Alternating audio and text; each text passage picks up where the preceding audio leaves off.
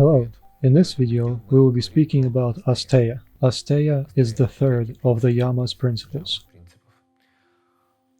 What does this mean? ASTEYA means to not steal, not to take something from someone else without asking them. This includes 4 types of theft. So, the first is the physical theft of a material object. The second is mental theft. This is when you don't physically take something, but in your head you would still like to take it, but you are just afraid that someone will punish you, that someone will see you and talk about you. Then the third type of theft is when you don't give someone what they are due. This includes, for example, say taking a free ride on the bus, or when you are on the train and you see someone checking tickets, you run to a different section, and so on. This is the third type of theft. Things like not paying the taxes goes here as well. And the fourth type of theft is intellectual, when you do not wish to give to someone. Maybe you are physically giving something, but reluctantly. You do not wish to. Inside, you feel like you would actually keep it for yourself and wouldn't give anything. And in Russia, there is a long history of theft, and we understand that it is not good to steal from one another, especially from your close loved ones. And then there are things such as government. And at that point, Russian mentality opens up. We often criticize officials that do something bad and are corrupt. This is well and good, but we forget about our own behavior. Forget that officials are people who came from the general population.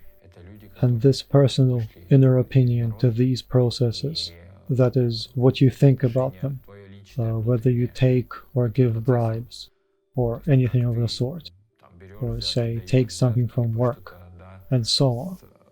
I have heard a good example, a story about a village when all the workers in Soviet times worked at a factory which painted carriages, where as a result all of the houses were green like the carriages they were painting, because, well, in that place taking something from work was acceptable. So we, as practitioners of yoga, must strive for happiness, strive for conscience, for that voice of conscience to be pure. We should strive to remove these habits from our lives and to do things like paying our taxes and to give others what they are due, everything that we have promised. That is, if we have reached some agreement, and everyone has signed off on it, then that must be treated as law, and of course, not to take from someone else without permission. Or, if you have found something, then you must try to find its owner, to pass it on, or at least give it to charity, in order to not have this heaviness of using something that belongs to another.